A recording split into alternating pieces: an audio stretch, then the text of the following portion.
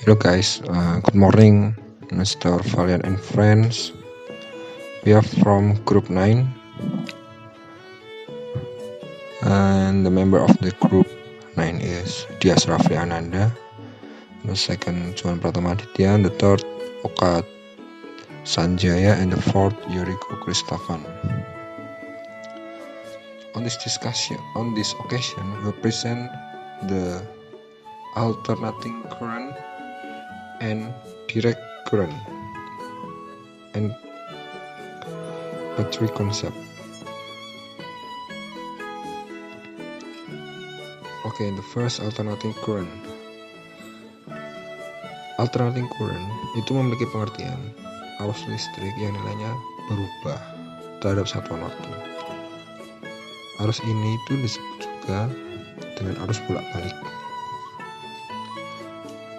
Listrik arus bolak-balik ini itu dihasilkan oleh sumber pembangkit tegangan listrik yang terdapat pada pusat-pusat pembangkit tenaga listrik.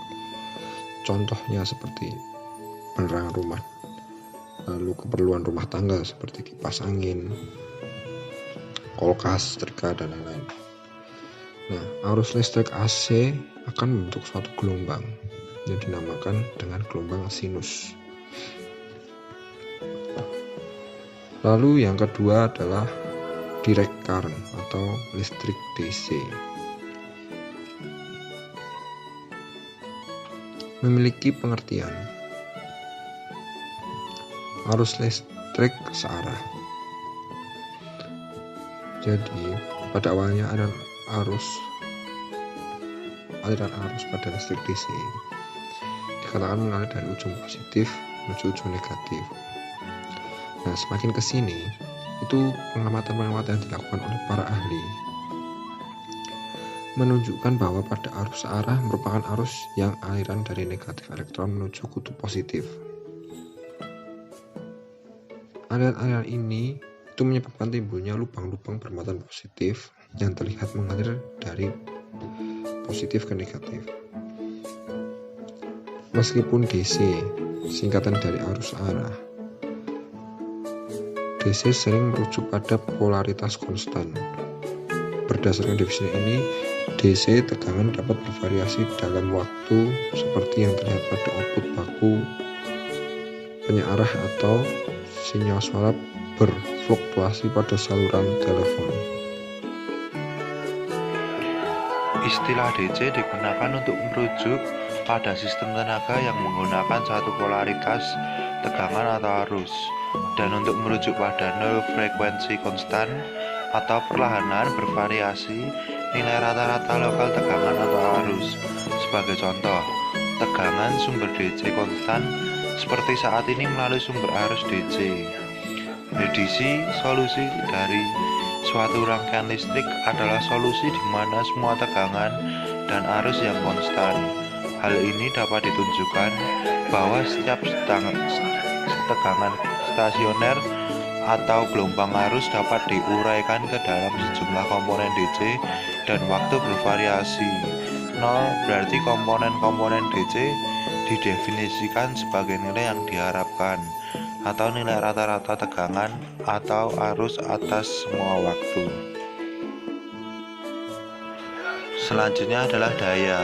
Jika suatu potensial V dikenakan ke suatu bahan dan mengalirkan arus, energi yang diberikan ke masing-masing elektron yang menghasilkan arus listrik sebanding dengan V atau beda potensial. Dengan demikian, total energi yang diberikan ke sejumlah elektron yang menghasilkan total muatan sebesar dg adalah sebanding dengan V dg. Energi yang diberikan pada elektron per satuan waktu didefinisikan sebagai daya atau power. Kedua adalah tegangan. Tegangan adalah kerja yang dilakukan untuk menggerakkan suatu muatan atau sebesar satu kolom pada elemen dari satu terminal atau kutub ke terminal atau kutub lainnya, atau dengan pengertian lain, tegangan merupakan perbandingan potensial listrik antara dua titik dalam rangkaian listrik. Kerja yang dilakukan adalah energi yang dikeluarkan sehingga pengertian di atas dapat dipersingkat bahwa tegangan adalah energi persatuan muatan. Lalu selanjutnya adalah daya yang ditransmisikan sama dengan produk dari arus tegangan. Dapat diasumsikan tidak ada perbedaan fasa, yaitu PT sama dengan I kali V. Dengan demikian, jumlah yang sama daya dapat ditransmisikan dengan arus yang lebih rendah dengan meningkatkan tegangan. Oleh karena itu, penguntungan ketika transmisi sejumlah besar kekuatan untuk mendistribusikan listrik dengan tegangan tinggi. Tegangan AC dapat meningkat atau menurun dengan transformator.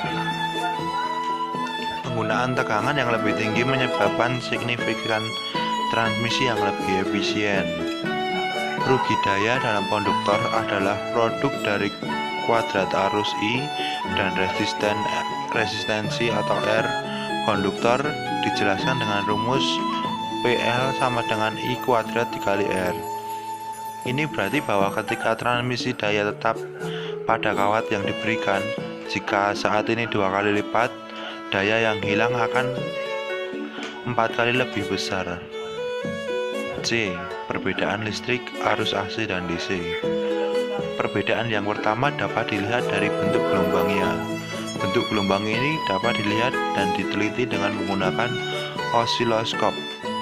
Osiloskop adalah alat yang digunakan untuk melihat gelombang sinus yang ditimbulkan tenaga AC dan DC. Bentuk dan lambang gelombang listrik arus AC dan DC dapat dilihat pada gambar di bawah ini. Perbedaan yang kedua dapat dilihat dari metode penggunaannya. Arus AC memiliki besar dan arah yang berubah-ubah secara berbolak-balik. Maksudnya, kutub arus ini selalu berubah-ubah dari positif ke negatif dan negatif ke positif. Karena itulah, walaupun stop kontak atau colokan listrik dipasang bolak-balik, tidak akan terjadi konsleting ataupun kerusakan lainnya. Sebaliknya, jika sebuah baterai yang merupakan listrik arus DC dipasang terbalik, maka baterai tidak akan berfungsi. Bahkan untuk alat-alat listrik DC lain akan terjadi ketidaknormalan fungsi. Hal ini terjadi karena kutub arus DC tidak pernah berubah dari positif ke negatif maupun sebaliknya.